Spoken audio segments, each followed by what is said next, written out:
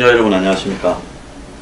오늘 특별 초대석 순서로요, KBS에서 33년을 근무하시고 KBS 강사도 하시고 또 방송통신위원회 위원도 하시고 또 가톨릭 이 커뮤니케이션 협회 회장직도 역임하신 전 이 KBS 교양부문 PD 출신인 강동순 선배님 모셨습니다. 잘 계셨습니까? 만나겠습니다. 저하고 옛날에 그 저기 미국 스파이 사건 녹취 때 또 그 후배 언론인에게 녹취가 걸려서 참 고생을 하시고 그 뒤에 좀 뵙지 못했는데 오랜만에 뵙습니다. 그동안 건강하십니까? 예. 독실한 가톨릭 신자시기도 하시죠? 독실하기보다도 그냥 오랫동안 믿었습니다. 네. 그래서 우리 저 강 의원님은 이 KBS 공채 1기로 들어가셔가지고 KBS는 이 교양부문 PD로 감사까지 올라가신 전설적인 인물입니다. 근데 요즘 문재인 정부가 들어서고 난 뒤에 언론 장악이 좀 심해지고 있다 하는 비판들이 여기저기서 나옵니다. 제가 방송을 나가봐도요, 이제 방송의 이 정치 시사 프로에는 보수 패널들은 거의 다 사라져버리고 새로운 패널들이 다 차지를 했는데, 이것 또한 뭐 어떤 형태의 블랙리스트라고 볼 수 있는 부분이 있습니다. 저도 뭐 이제 좀 더 나가면 이제 뭐 이렇게 출연 금지가 되지 않을까 생각을 하고 이 준비를 하고 있습니다. 자, 그런데 지금 이 방송 장악이라는 부분이 종편 허가와 둘러싸 가지고 주로 시사 프로들을 요즘 종편들이 다 하지 않습니까?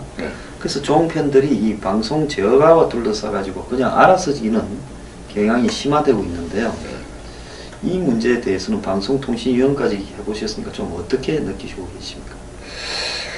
이거는 어떻게 보면은 제가 그 방송의 역사를 잘 알기 때문에요. 그 정권 교체 시마다 꼭 연례 행사 같이 있었습니다.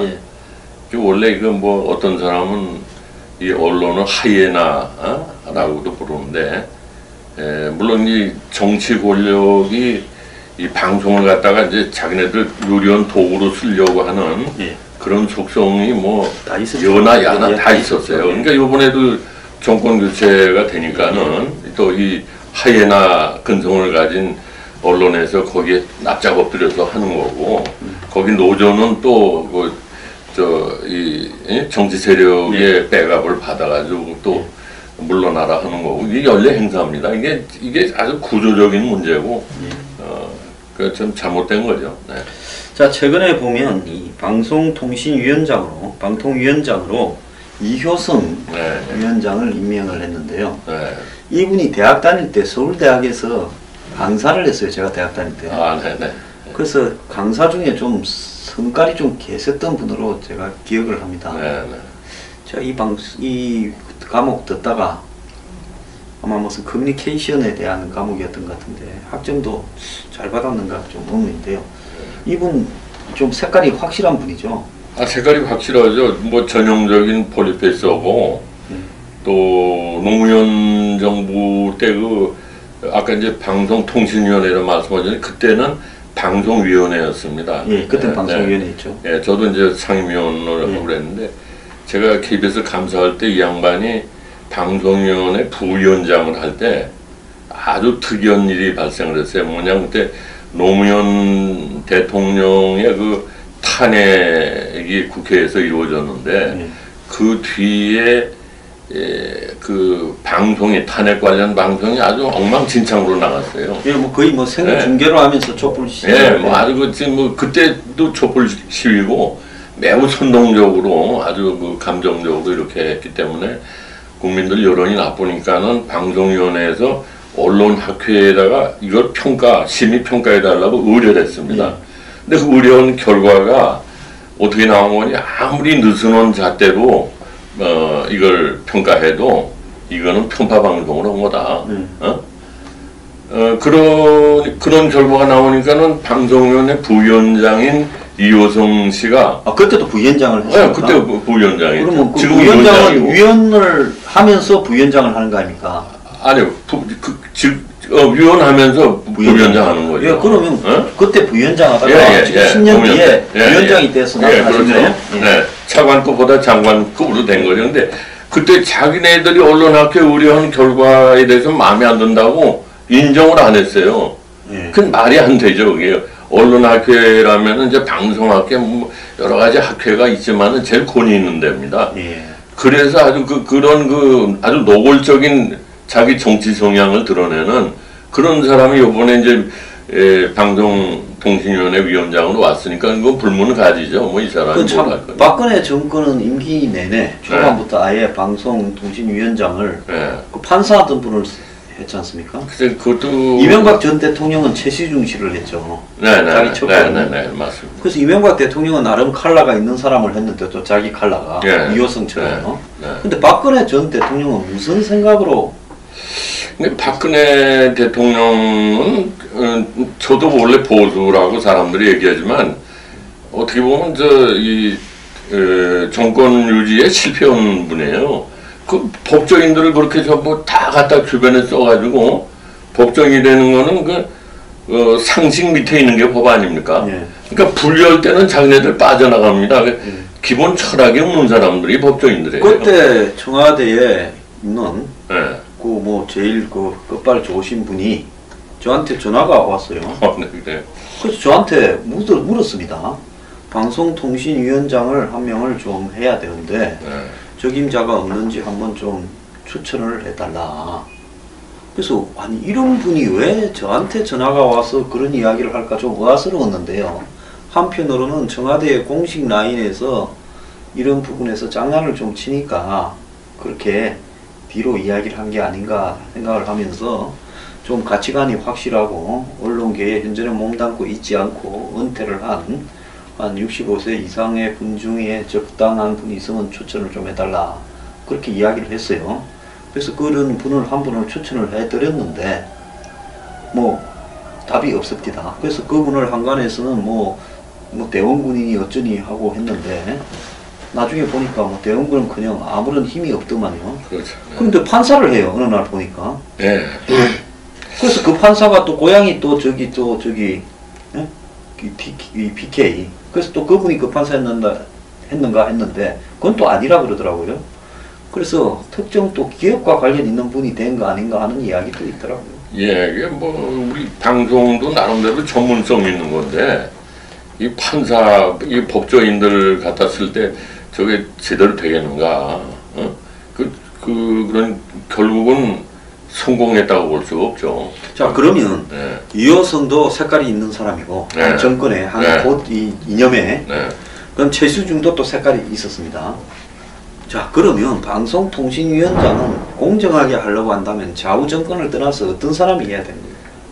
그거는 약간 제가 좀 시간이 걸리더라도 잘못된 걸 지적을 하겠습니다. 뭐냐면 지금 이제 정부 조직법을 뭐 고친다 못 고친다 시간이 없어서 이번엔 뭐 못 고치고 넘어가나 본데 근본적으로 보면 방송통신위원회 되는 게 없어져야 됩니다. 보세요. 방송이라는 게 산업적인 면, 문화적인 면, 또 그 외에 공공성 뭐 이런 분야를 따질 때 방송의 산업 방송 산업이나 문화 같은 건 정부에서 그건 또 맡아서 해야 되는 겁니다. 어떤 정부든지. 근데 방송의 공공성이라는 것은 공공성인 게 보도를 포함한 거죠. 그거는 원래 방송이라는 건 정부 권력도 비판을 해야 되는 독립성이 보장돼야 되는 거거든요. 그러면 그 기구에 그 그런 어떤 방송을 갖다가 오히려 심의하고 허가하고 규제하는 이런 기구를 갖다가 만들어서 정부가 그 기구의 위원장과 위원을 이 정부나 정치권에서 임명하는 것 자체가 기본적으로 방송의 본질에 벗어나는 넌센스네요. 철학이 없는, 철학도 없고 정책도 부재한 겁니다. 그 외국의 이제 방송 관련 그 기구를 보면은 이게 우리 방송통신위원회는 미국의 FCC를 본받은 건데 미국은 엄격히 따지면은 그 PBS라는 건 공영방송도 아니에요. 지금 우리나라 말하면 정책방송이나 마찬가지예요. 그러니까 미국은 시장 원리에 의해서 여론이 형성되는 걸 전제로 하기 때문에 상업방송 중심으로 되는 겁니다. 거기 거를 벤치마킹 해가지고 우리가 3대2로 거기 위원들도 그렇지 않습니까? 네. 여야 3대2인데 그걸 다 쉬우라고요. 근데 그런 거 다 필요 없고 방송 산업이나 문화에 대한 건 정부가 독임기구 때려치고 그거를 정부 부처에서 관장해야 될 거고 방송의 공공성은 방송위원회가 독립이 돼가지고 그 심의라든가 이런 것도 해야 되는데 지금 보세요. 방송통신심의위원회도 여야가 6대3으로 들어가서 9명 의원입니다. 예, 그걸 심의를 제대로 하겠어요? 서로 정치 패거리 싸움이죠. 예, 예. 그거 대리전을 하는 겁니다. 그러니까 공공성이라는 게 그렇게 되는 게 아니죠. 심지어 제가 방송에 나와서 정권에 대해서 좀 직언을 해도 예. 곧바로 트위터에 댓글을 방송위원회에 전화해서 통신위원회에 전화해서 황장수 못 나오게 하자 이렇게 문바라고 하는 사람들이 이야기를 하거든요. 그러면은 공공성이 예, 보장이 안 되는 거죠. 예. 자, 그 미국의 상업방송에 대한 어떤 예. 방송이 실수를 했거나 문제를 저질렀을 때 예. 그런 부분에 대한 어떤 이 제재나 어떤 자율적인 통제는 어떻게 합니까? 미국의 경우에는 한때는 페어니스 독트린이라고 그래가지고 매 프로그램 또는 매 방송사마다 어떤 그 공정성을 담보해야 된다고 그러다가 나중에 그걸 없애버렸어요. 예. 그거는 시장 원리에서 여론이 형성되는 거지. 예. 또 여기는 진보적인, 여기는 보수적인, 폭스 같은 건 보수적인 거고, 이런 거 아닙니까? 다 그런 식으로 시장 원리로 한다고 해서 페어니스 독트린도 그걸 폐지해버렸습니다. 예. 근데 우리나라는 공영방송을 한다고 한다면은 그 페어니스 독트린이 확고해야죠. 매 프로그램마다, 매 방송마다 방송의 중립성, 독립성 이런 게 보장되는 시스템을 갖춰야 되는데 우리는 그런 게 다 망가졌죠. 심의도 대통령 3명, 여당 3명, 야당 3명 하니까 우리가 뭐 상권 분립이 제대로 된 나라도 아니고 대통령 3명, 여당 3명이면 결국은 여야 구도는 6대3이에요. 그러니까 뭐 뻔한 거 아니에요. 정부에 꼴꼴한 얘기하면은 심의원에서 그 제재를 하는 거고. 그러면 뭐 과거에 전두환 노태우 시대만 이야기할 게 아니라 똑같아요. 지금 또한 방송을 통제하기 위한 기구로 그렇죠. 그냥 위너 테이크스 올로 예, 그러니까 이긴 사람이 방송을 지 마음대로 장악을 하는 장악하기 위한 거죠. 전립은 기구로서 거지. 방송위원회가 있는 거죠. 예, 예. 방송통신위원회. 근데 그게 또 연장이 돼가지고 MBC나 KBS도 KBS는 7대4로 요건에 7이고 야가 4고 박문진 MBC는 6대3이에요. 요건이 6이고 야당이 3. 이런 구조를 가지고 뭘 하겠습니까? 이거는 근본적으로 여야를 떠나서 방송에 대한 철학이 빈곤한 겁니다. 자, 그러면 지금 방송통신위원장이 된 네. 이효성 씨 칼라가 확실한 사람인데 확실하죠. 예, 그런데 저 사람을 통해 가지고 이제 방송을 장악하는 부분. 예. 그리고 최근에 이제 대선 때부터 뭐 선거 감시, 대선 감시 무슨 시민연대인가는 조직이 이 부적절한 패널을 발표하기도 했습니다. 11명인가. 네. 그리고는 또 더 나아가서 이 사람들이 이제 이런 어떤 비싼 단체 언노련 등에서 이 한마디로 언론 부역자들을 또 문제 제기하기도 했고 KBS나 MBC 경영진이나 이사진에 대해서도 문제 제기를 하지 않았습니까? 네. 이런 현상 일종의 6.25가 되어서 인민군이 내려오면 그동안에 무슨 한마디로 부역자 또 우리 국군이 또 점령을 하면 또 부역자 청산 이런 부분이 유독요 지금 방송계에서 심하게 벌어지고 있는 이유는 또 뭐라고 보십니까? 그거는요 제가 방송 대란이라고 얘기할까요? 우리가 가까운 역사를 돌이켜보면 4번의 큰 방송을 이용한 정치 변란이 있었습니다. 간단히 말씀하면 첫 번에는 2002년에 김대엽 사건이라고 기억하실 거예요. 예. 그래서 이회창이가 결국은 노무현 후보한테 지게 되는데 2% 차이로 떨어지죠. 근데 김대엽이가 나서가지고 그 당시엔 이해찬, 신기남 이런 의원들이 계속 문제제기를 하면 검찰에서 받아가지고 뭘 새로운 게 있는 거 같이 하고 그러면 또 방송에서 받아가지고 이거 확대 재생산하고 이런 걸 한 달여 동안 하면서 이회창의 지지도가 11.9%가 앞서 있던 게 선거 뚜껑을 열어봤더니 2% 진 거로 돼 있어요. 그래서 이제 뭐 김대엽이고 뭐 그 관련 뉴스로는 뭐 근거 없는 얘기로는 오마이뉴스고 나중에 몇 년 후에 뭐 지각한 정의 심판 정부의 그러니까 법원의 판결에 의해서 이제 뭐 벌금도 오마이뉴스 벌금 몰고 김대엽이 감옥을 살았지만 유예된 정의는 정의가 아니다. 그렇죠. 그건 정의가 아니에요. 네. 그게 이제 첫 번째고 두 번째 방송 대란이라고 하면은 지금 뭐 17대 총선 30여일 앞두고 이 계속 노무현 대통령 탄핵안이 통과된 거에 대해서 부당하다는 식으로 그냥 온 방송이 도배를 했어요. 도배를 했죠. 그래가지고 17대 총선에 열린우리당이 과반수를 차지해요. 다시 한나라당은 오죽했으면 이제 박근혜 대표를 세우고 당사까지 이렇게 넘기고. 그래서 그때 그 정청래고 뭐고 이런 탄돌이들이 운동권들이 다 들어온 거예요. 이게 두 번째고 두 번째 방송 대란이에요. 운동권들이 그때 돌아서 지금까지도 있는. 세 번째는 말이죠. 광우병. MBC에서 광우병 보도를 함으로써 뭐 뼈가 숭숭하고 뭐 한국 사람 유전자에 뭐 그래가지고 공포감을 만들어서 그 광화문에 촛불 시위를 기름을 부은 거 아닙니까? 그것도 이제 대법원 판결에서는 뭐 언론의 자유가 위축되면 안 된다. 그런 개연성이 있어서 그렇게 한 거는 표현의 자유, 언론의 자유 보호받아야 된다. 뭐 그런 식으로 해가지고 이제 형사 책임은 물론 그때 PD 수첩에 그런 어떤 보도 그렇죠. 명백하게 허위 보도죠. 허위 보도죠. 그게 판결도 세 가지는 뭐 아레사 빈슨이 뭐 그거는 광우병 때문에 죽은 게 아니다. 한국 사람은 뭐 유전자가 뭐 걸릴 가능성이 많다. 그것도 사실이 아니고 그리고 뭐 주저앉은 황소는 광우병 때문에 주저앉은 게 아니라 세 가지의 이건 명백한 허위 사실을 법원에서 지적을 했음에도 불구하고 판결문에는 그럼에도 불구하고 어떤 사실로 믿어지는 개연성, 자기가 마치 사실로 생각을 했다면 그게 아니 주변 환경이 사실로 믿어지고 그리고 뭐 또 악의가 없다면은 그 악의가 아닌가를 갖다가 판사가 자의적으로 판단하는 거예요. 자의적으로 판단하면 안 되죠. 그때 그 작가가 뭐 어떤 이거 해야 된다고 하는데 그걸 어떻게 방송 작가를 악의로 보느냐 안 받는 판사한테 딸린 거예요. 그래서 지금 언론에 대한 건 우리나라뿐만 아니고 뭐 상당히 말하자면은 그 폭넓게 인정을 받고 있는 겁니다. 그러니까 그걸 노리고 좌파들이 지금 하는 거죠. 그리고 이제 마지막에 네 번째 방송 대란이라 그러면 요번에 이제 박근혜 정부를 무너뜨리는 촛불 시위와 종편이 앞장서가지고 불을 붙인 거죠.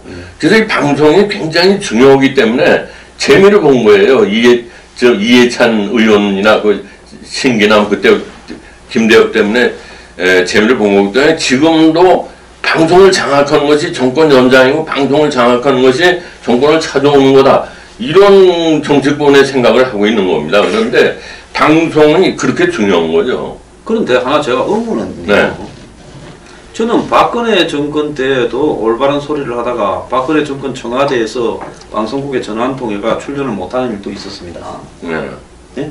그렇다면 이 박근혜 정부는 그런 정도의 힘을 가지고도 또 말미에 가서는 방송 장악을 못해서 탄핵이 되었다라고 이야기를 하는데요. 결국은 이 문제는 장악을 하거나 통제하는 능력에 관한 문제가 아니라 방송계가 또 언론계가 사실은 거의 대부분이 지금 보수에 대해서 비판적인 시각으로 이렇게 둘러싸이고 실제로 거기 종사하는 사람들의 다수가 그런 시각을 가진 사람들로 구성되어 버린 거 아닌가 좀 그렇게 보는데요. 그런 점도 있습니다만 박근혜 정부 경우에는 물론 제 뷰 포인트입니다만 말하자면 무능하고 오만하기 때문에 보수 언론들마저도 감정적으로 대응을 한 겁니다. 언론이 박근혜 정부 들어서자마자 기억하실 거예요. 제발 대면 보고 좀 받아라.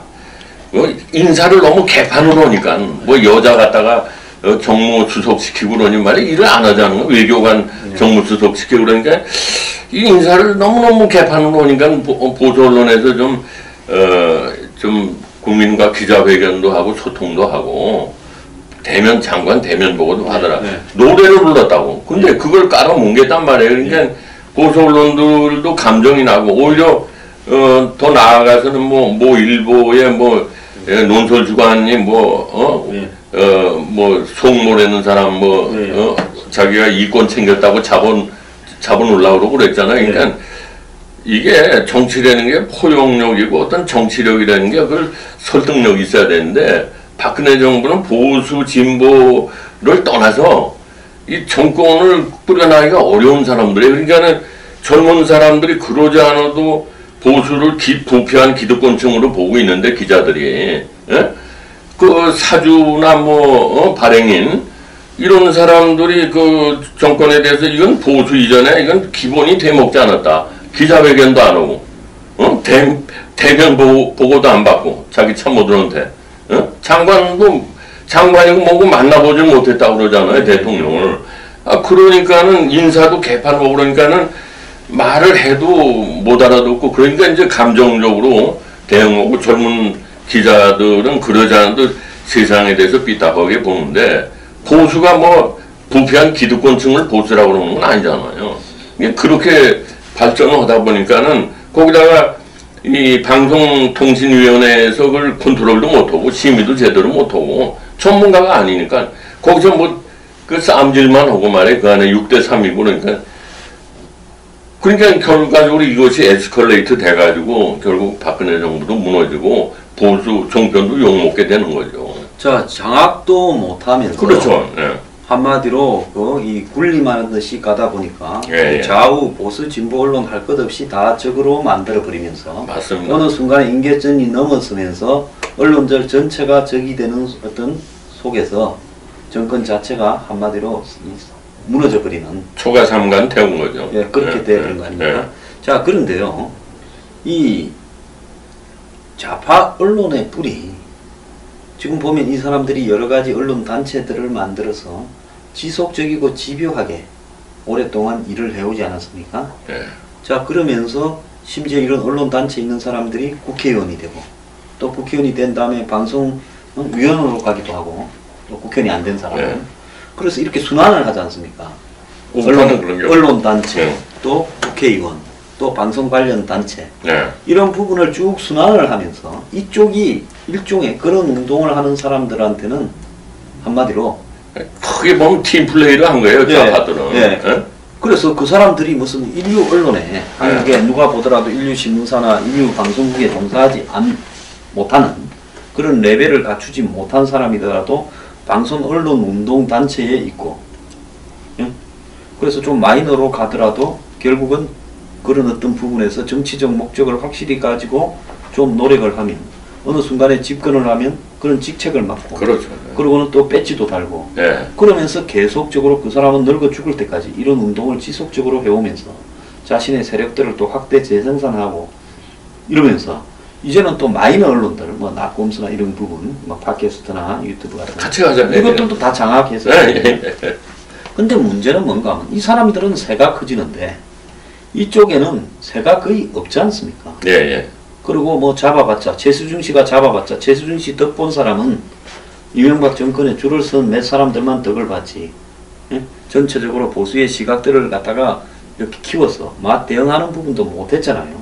그러니까 보수는 전략 전술적으로도 실패했고, 맞습니다. 그걸 떠나서 눈 딱 감고 보수의 가치를 확산시키기 위해서 세를 넓히는 이런 부분에도 실패를 했고. 예.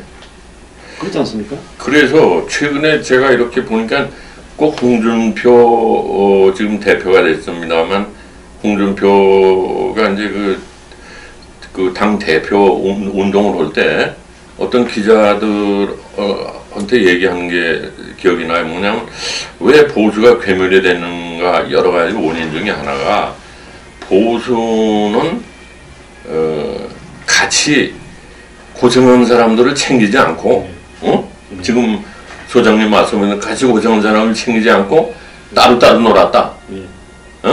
그것이 보수가 망한 원인 중에 하나다. 그건 잘 파악을 했다고 생각해요. 왜냐하면 보수는 자기네들이 국회의원은 벼슬렁으로 알고 자기네들 말 잘 듣는 똘마니만 찾는 거지 동지를 찾는 게 아니에요. 같이 고생한 동지들을 시민운동이고 뭐고 한 사람, 이 사람은 우리 동지다. 우리 말을 잘 듣는 사람 똘마니가 아니고 우리 동지다. 좌파들은 그렇게 해가지고 같이 연대 세력을 형성했는데 보수는 따로따로 놓은 거예요. 저희들만 대단한 거로 알고. 그러니까 오늘 이런 결과가. 자, 오늘 이런 결과가 모이게 된 원인은 그런 어떤 이 팀워크 플레이로 네. 한마디로 이 농공 행상과 또 서로 밀어주고 끌어주고를 확실히 하는 의리 있는 이 좌파에 비해서 예. 이 개별적으로 놀고 서로 간에 챙기지 않는 이 의리 없는 예, 화의 문화라고 이렇게 볼 수 있는데 문제는 뭔가 하면 저 사람들이 잘못한다고 해서 우리도 똑같은 식으로 잘못하자 이러면 언론은 서로 퇴행시키는 거 아니겠습니까? 예? 저 사람들보다는 나아야 될 거 아닙니까? 그렇죠. 그렇다면 궁극적으로 아까 예를 들어서 이 방송통신위원회나 이런 언론 관련 기관에 서로 몇 대 몇으로 추천을 하고 또 이 KBS나 이 MBC의 모회사인 이 방문진의 이사를 갖다가 몇 대 몇으로 구성하는 이런 문제를 근본적으로는 우리가 이제 바꿔야 될 때가 되지 않겠습니까? 바꿔야죠. 차라리 보수가요. 네. 잠깐 집권을 해도 제 사람들보다는 따라가지도 못하니까 집권하는 동안에 장악도 못하니까 차라리 그 장악하려고 하지 말고 정말로 언론은 정치 바람을 타지 않도록 하는 것이 효율적 아닌가. 네, 그래서 저도 그런 안을 그전부터 냈어요. 예. 이 방송은 신문하고 다르거든요. 신문은 이제 말하자면 등록제입니다. 어떤 시설 요건만 갖추면은 하라고 그래요. 근데 방송이라는 건 전파라는 건 국가의 재산이고 영향력이 막강하기 때문에 허가제로 오고 있어요. 지금도 우리가 뭐 3년에 한 번씩 방송 허가해서 지금 쫄아 있잖아요. 다 쫄아 있죠. 종편들이. 그거는 외국에서도 다 그렇게 방송에 대해서는 이건 국가 재산이다. 전파라는 게 민영 방송까지도 허가제로 미국 같은 데는 5년에 한 번씩 뭐 그런 걸 하고 있습니다. 유럽도 그렇고. 그런데 우리는 이게 뭐 방송에 대한 철학이 없는 거예요. 그러니까 지금 보세요. 뭐 이 지배구조 6대3 뭐 7대4 이것도 잘못된 거지만 이게 보면은 가관이에요. 다 정치권에서 직접 추천받아서 이사가 되는 방송 이사가 되는 제도는 세계 우리나라밖에 없습니다.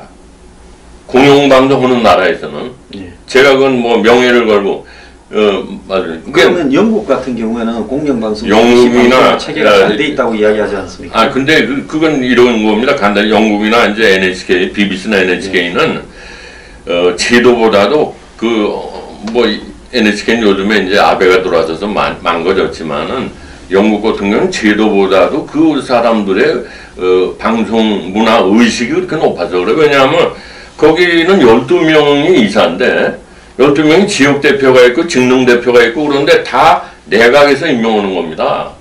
어디에 BBC에? 네. 예. 그럼 우리나라 같으면 그걸 야권에서 용납을 하겠어요? 그건 다 여당, 정부 여당의 뭐 신분권이고 우리나라는 그건 수용할 수가 없어요. 그런 데도. 의식 수준이 그렇다고. 근데 그 사람들은 그렇게 내각에서 12명을 다 지역 직능대표 임명을 받아도 정말로 방송의 독립성, 중립성을 위해서 노력을 해요. 예? 뭐 물론 거기도 BBC 같은 영국 선진국에도 권력이 어떻게 하려고 계속 그 유혹을 못 부리치는 사례도 있습니다. 그러나 방송이 아주 매력적이니까 거기 저항을 하고 뭐 에릭 다이크 같은 사람은 또 그만두기도 하고 그래요. 그런데 근데 그래서 거기에 제도는 우리가 수용할 수가 없어요. 우리가 한다면은 이 정치권에서 직접 추천하는 이 제도를 말고 제가 생각하는 건 뭐 독일의 ZDF 같은 데는 이제 뭡니까 지역에서 추천을 많이 해요. 우리로 말하면 이제 광역단체에서 추천도 하고 직능대표도 있고 정치권이 개입하는 건 77명 중에 2~3명밖에 없어요. 정치권에서 추천하는 거는. 뭐 거기는 뭐 각 종교 대표도 있고 그렇긴 하지만 그러니까 국민의 대표성을 정치권으로부터만 들어오는 거는 대리전을 하라는 겁니다. 그 사람들이 방송에 생각이 있겠어요? 자기네를 거기 밀어넣어준 사람을 이익을 대변하는 거. 이렇게 해서 감사까지 두고 국회하고 똑같이 놀아요. 이게 정말 웃기는 거죠. 이게. 그런데 솔직히 이렇게 좀 생각을 해보면요. 사실 뭐 우리가 보수를 띄고 있다가도 공정하게 생각을 하는 훈련을 해야 되거든요. 그럼요. 그런 부분에서 봤을 때 한국 방송계가 정치에 벗어나서 정말로 공정하게 운영될 수 있는가 하는 부분으로 봤을 때 지금 박정희 우표 하나 낸다고 저 난리가 뒤집어져서 난리인데 글쎄, 그것도 참 코미디. 우리 사회에 그 우표도 저러는데 하물며 대중의 영향력이 굉장히 전파력이 강한 방송을 두고 우리 사회의 정치 수준에서 이 방송을 공영적으로 공공성 있게 중립적으로 운영한다라는 것은 정말로 좀 불가능한 일이 아닌가. 예, 맞습니다. 그래서 제 생각에는 우리가 이제 지금 이 악법이 언제 만들어진 거니? 2000년 DJ 정부 때 여당 단독으로 통과시킨 법이거든요. 여당 단독으로 통과시킨 법입니다.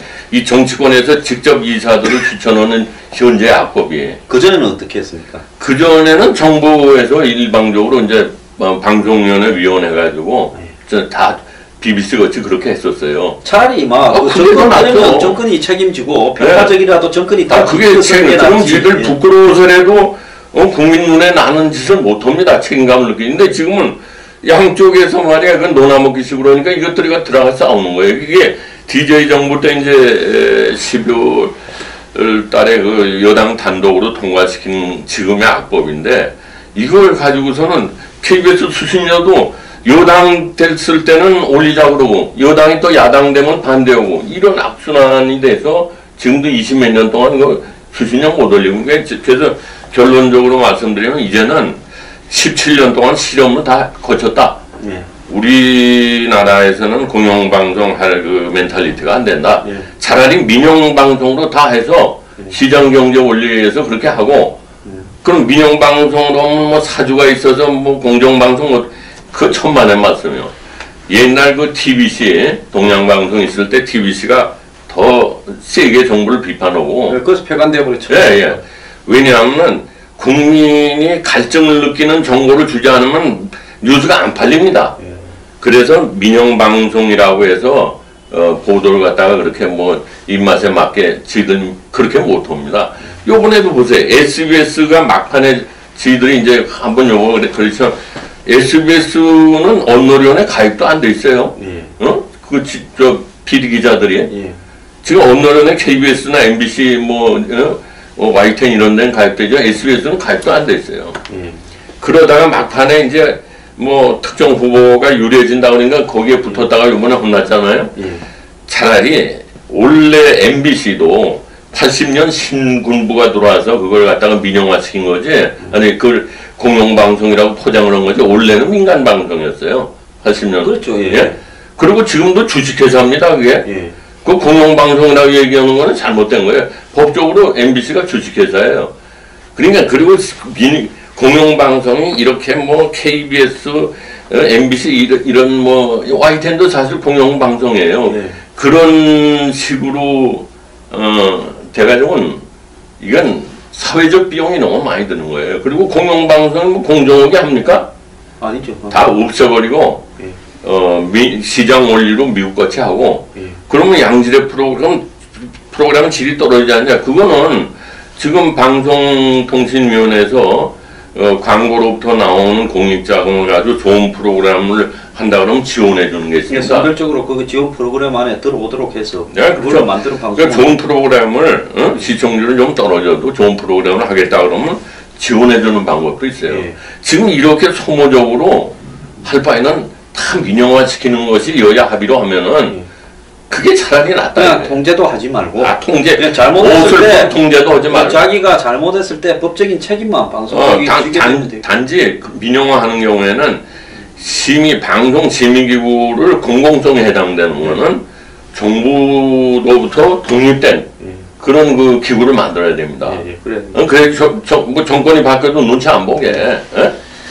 그러니까 방송의 본질이 공공성을 추구하는 것도 아니면서 실제로는 또 필요할 때는 공공성이라고 입맛에 맞게 입맛에 맞게 하고 또 정권을 바뀌면 정권의 또 나팔수와 선전 도구가 되고 하이에나 같이 또, 예, 또 방송을 또 지배하는 그런 어떤 기구도 결국은 또 그런 어떤 데 복무하고. 그러니까 지금 한 말씀 더 드리면 예. 지금 공영방송은 노조 방송이에요. 노조가 연봉 평균 연봉 1억 이상 받고 예. 노조들이 마음대로 하는 방송입니다. 그 이야기는 2부에 좀 하시죠. 예. 예, 감사합니다. 예.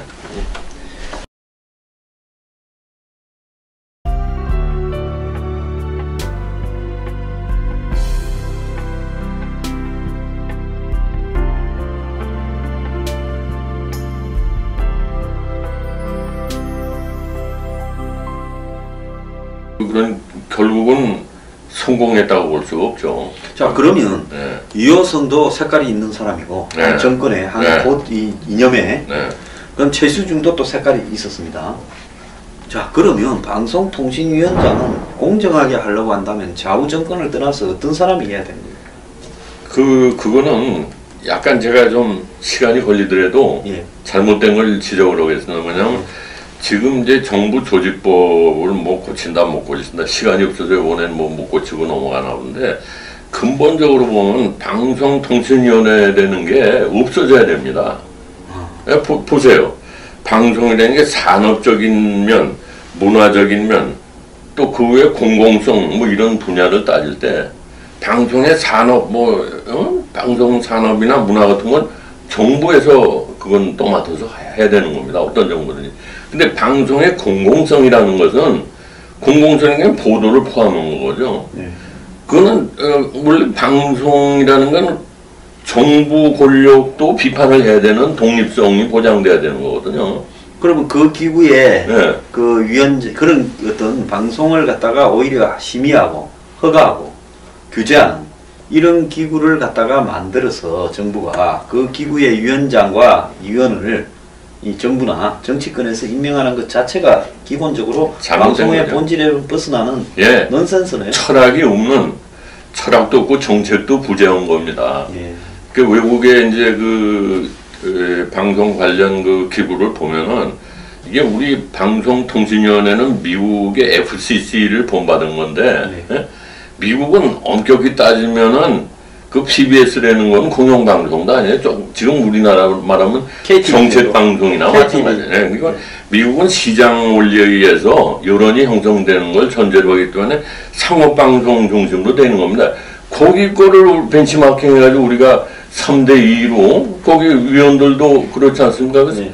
여야 3대인데 이명박 전 대통령은 최시중 씨를 했죠. 네네 맞습니다. 그래서 이명박 대통령은 나름 칼라가 있는 사람을 했는데 또 자기 칼라가 이호성처럼.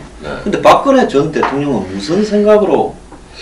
근데 박근혜 대통령은 저도 원래 보수라고 사람들이 얘기하지만 어떻게 보면 정권 유지에 실패한 분이에요. 그 법조인들을 그렇게 전부 다 갖다 주변에 써가지고 법조인이 되는 거는 상식 밑에 있는 게 법 아닙니까? 예. 그러니까 분리할 때는 자기네들 빠져나갑니다. 기본 철학이 없는 사람들이 법조인들이에요. 그때 청와대에 있는 네. 제일 끝발 좋으신 분이 저한테 전화가 왔어요. 네. 그래서 저한테 물었습니다. 방송통신위원장을 한 명을 좀 해야 되는데 적임자가 없는지 한번 좀 추천을 해달라. 그래서 아니 이런 분이 왜 저한테 전화가 와서 그런 이야기를 할까 좀 의아스러웠는데요. 한편으로는 청와대의 공식 라인에서 이런 부분에서 장난을 좀 치니까 그렇게 뒤로 이야기를 한 게 아닌가 생각을 하면서 좀 가치관이 확실하고 언론계에 현재는 몸담고 있지 않고 은퇴를 한 65세 이상의 분 중에 적당한 분이 있으면 추천을 좀 해달라 그렇게 이야기를 했어요. 그래서 그런 분을 한 분을 추천을 해드렸는데 답이 없습니다. 그래서 그분을 한간에서는 대원군이니 어쩌니 하고 했는데 나중에 보니까 대원군은커녕 아무런 힘이 없더만요. 그렇죠. 그런데 판사를 해요. 어느 날 보니까. 네. 그래서 그 판사가 또 고향이 PK. 그래서 또 그분이 그 판사였는가 했는데 그건 또 아니라 그러더라고요. 그래서 특정 또 기업과 관련 있는 분이 된 거 아닌가 하는 이야기도 있더라고요. 예, 이게 우리 방송도 나름대로 전문성이 있는 건데 이 판사, 이 법조인들 같았을 때 저게 제대로 되겠는가? 이분 좀 색깔이 확실한 분이죠. 색깔이 확실하죠. 뭐 전형적인 폴리페이스하고 또 노무현 정부 때 아까 이제 방송통신위원회로 말씀하셨는데 그때는 방송위원회였습니다. 예, 그때는 방송위원회였죠. 예, 저도 이제 상임위원을 하고 그랬는데 제가 KBS 감사할 때 이 양반이 방송위원회 부위원장을 할 때 아주 특이한 일이 발생을 했어요. 뭐냐면 그때 노무현 대통령의 그 탄핵이 국회에서 이루어졌는데 그 뒤에 그 방송이 탄핵 관련 방송이 아주 엉망진창으로 나갔어요. 예, 뭐 거의 뭐 생중 중계로 하면서 촛불 시위. 예, 뭐 아주 뭐 그때도 촛불 시위고 매우 선동적으로 아주 그 감정적으로 이렇게 했기 때문에 국민들 여론이 나쁘니까는 방송위원회에서 언론학회에다가 이걸 심의 평가해달라고 의뢰를 했습니다. 근데 그 의뢰한 결과가 어떻게 나온 거니? 아무리 느슨한 잣대로 이걸 평가해도 이거는 편파 방송을 한 거다. 그런 결과가 나오니까는 방송위원회 부위원장인 이호성 씨가 그때도 부위원장을 했습니까? 그때 부위원장이. 그러면 그 부위원장은 위원을 하면서 부위원장을 하는 거 아닙니까? 아니요, 위원하면서 부위원장 하는 거죠. 예, 그러면 그때 부위원장 하다가 지금 10년 뒤에 위원장이 돼서 나타나신 거예요? 네, 차관급보다 장관급으로 된 거죠. 근데 그때 자기네들이 언론학회 의뢰한 결과에 대해서 마음에 안 든다고 인정을 안 했어요. 그건 말이 안 되죠, 그게. 언론학회라면은 이제 방송학회 뭐 여러 가지 학회가 있지만은 제일 권위 있는 데입니다. 그래서 아주 그런 아주 노골적인 자기 정치 성향을 드러내는 그런 사람이 이번에 이제 방송통신위원회 위원장으로 왔으니까 그건 불문을 가지죠. 뭐 이 사람이 뭘 할 거냐. 박근혜 정권은 임기 내내 초반부터 아예 방송통신위원장을 그 판사하던 분을 했지 않습니까? 그래서 그것도 방송의 이 정치 시사 프로에는 보수 패널들은 거의 다 사라져버리고 새로운 패널들이 다 차지를 했는데 이것 또한 뭐 어떤 형태의 블랙리스트라고 볼 수 있는 부분이 있습니다. 저도 뭐 이제 좀 더 나가면 이제 뭐 이렇게 출연 금지가 되지 않을까 생각을 하고 이 준비를 하고 있습니다. 자, 그런데 지금 이 방송 장악이라는 부분이 종편 허가와 둘러싸가지고 주로 시사 프로들을 요즘 종편들이 다 하지 않습니까?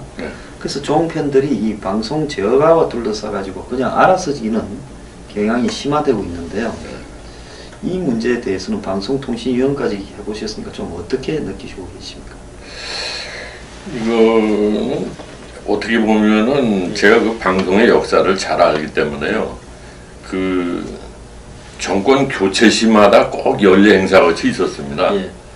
원래 그 뭐 어떤 사람은 이 언론을 하이에나라고도 부르는데, 물론 이 정치 권력이 이 방송을 갖다가 이제 자기네들 요리한 도구로 쓰려고 하는 그런 속성이 뭐 여나 야나 다 있었어요. 그러니까 이번에도 정권 교체가 되니까는 또 이 하이에나 근성을 가진 언론에서 거기에 납작 엎드려서 하는 거고, 거기 노조는 또 이 정치 세력의 백업을 받아가지고 또 물러나라 하는 거고, 이게 연례 행사입니다. 이게 아주 구조적인 문제고, 그 좀 잘못된 거죠. 자, 최근에 보면 이 방송통신위원장으로 이효성 위원장을 임명을 했는데요. 이분이 대학 다닐 때 서울대학에서 강사를 했어요. 제가 대학 다닐 때. 그래서 강사 중에 좀 성깔이 좀 개셌던 분으로 제가 기억을 합니다. 제가 이 과목 듣다가 아마 무슨 커뮤니케이션에 대한 과목이었던 것 같은데 학점도 잘 받았는가 좀 의문인데요.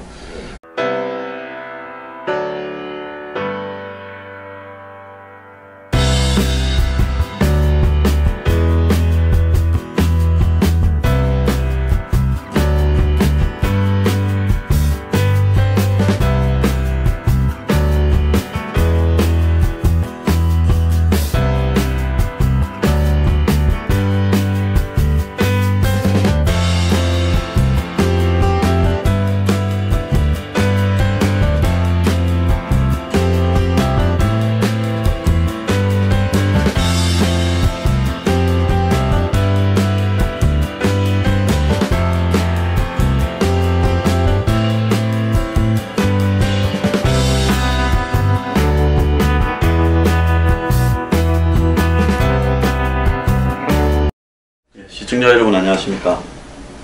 오늘 특별 초대석 순서로요, KBS에서 33년을 근무하시고 KBS 감사도 하시고 또 방송통신위원회 위원도 하시고 또 가톨릭 이 커뮤니케이션 협회 회장직도 역임하신 전 이 KBS 교양부문 PD 출신인 강동순 선배님 모셨습니다. 잘 계셨습니까? 오랜만에 뵙습니다. 저하고 옛날에 그 저기 미국 스파이 사건 녹취 때 또 그 후배 언론인에게 녹취가 걸려서 참 고생을 하시고 뒤에 좀 뵙지 못했는데 오랜만에 뵙습니다. 그동안 건강하십니까? 예. 독실한 가톨릭 신자시기도 하시죠? 독실하기보다도 그냥 오랫동안 믿었습니다. 네. 그래서 우리 저 강 의원님은 이 KBS 공채 일기로 들어가셔가지고 KBS는 이 교양부문 PD로 감사까지 올라가신 전설적인 인물입니다. 근데 요즘 문재인 정부가 들어서고 난 뒤에 언론 장악이 좀 심해지고 있다 하는 비판들이 여기저기서 나옵니다. 제가 방송을 나가봐도요, 이제